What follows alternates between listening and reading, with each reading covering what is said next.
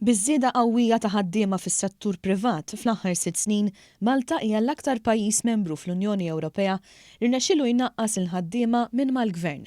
Fil-fatt, tabella pubblikata mill-Eurostat turi li pajjiżna kien l-aktar stat membru li niżżel bil-kbir il-ħaddiema li jaħdmu mal-Gvern.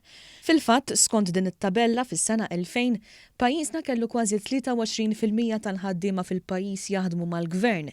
Iżda fl-2017 dan in-numru niżel għal 18%. Dan ifisser tnaqqis ta' kważi 5%. Fil-fatt, matul dawn l-aħħar snin sparaw il fuq in-numru ta' ħaddiema illi jaħdmu mal-privat. Fil-fatt, ċifri uffiċjali li ħarġu xarejn ilu juru li f'Ottubru li għadda il-ħaddiema fis-settur privat kienu jgħoddu mal-161,663.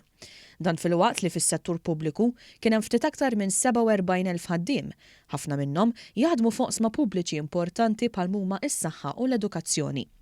F'Marzu tal-2013 mal-bidla fil-Gvern, fil-privat kien hemm biss impjegati ftit aktar minn 112,000 persuna. Dan ifisser li fuq perjodu ta' ftit aktar minn 5 snin kien hemm żieda ta' kważi 50,000 persuna li bdew jaħdmu mal-privat. L-istatistika tal-Eurostat ixxejjen għal kollox l-argumenti tal-oppożizzjoni li tajt li l-Gvern saħħaħ is-settur tax-xogħol billi daħħal ħafna nies jaħdmu fl-entitajiet pubbliċi.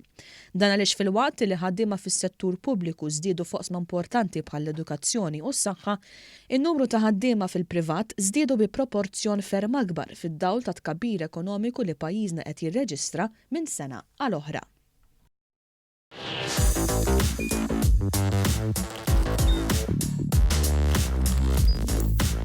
Idħol fuq one.com.mt u hemmhekk tista' tara l-programmi kollha li jxandru fuq One permezz ta' One Play.